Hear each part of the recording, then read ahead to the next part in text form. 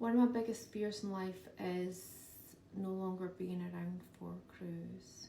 And I try not to think about it, but I also try very hard to make sure that he has everything in place for his future, because that's what kind of strives me to keep going, is that I know that I'm not going to be around forever and he's going to need all the support he possibly can. Who's going to do that when I'm no longer? And thankfully, of course, he'll have his big sister.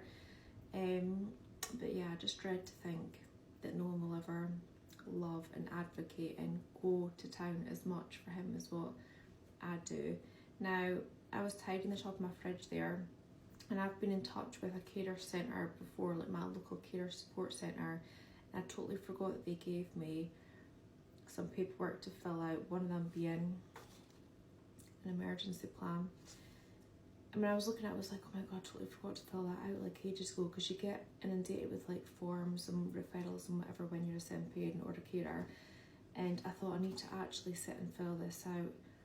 But it just reminded me of how scary it is to know that I need to have an emergency plan in place for if anything were to happen to me. Someone could go through this and know how to care for Cruz or what to do for Cruz, because he can't do it for himself. Man, it's scary. It makes me so emotional even thinking about it.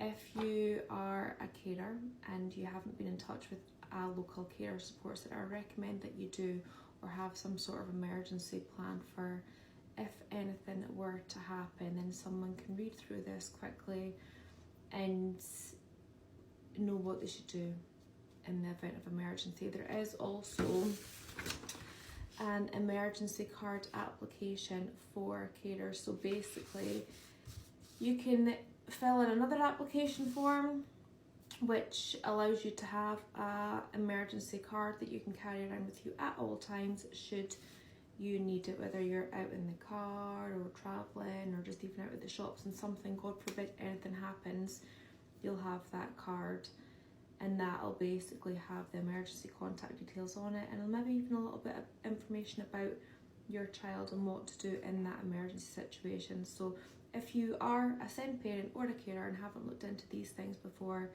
I highly recommend that you do. I'm away to go and fill in these forms now, but sad. It's sad. We've got to plan. We've got to be prepared now, just so that it's never ever ever too late. So try and be as organised as you possibly can, and maybe look into these if you haven't already done so. Hope that helps somebody.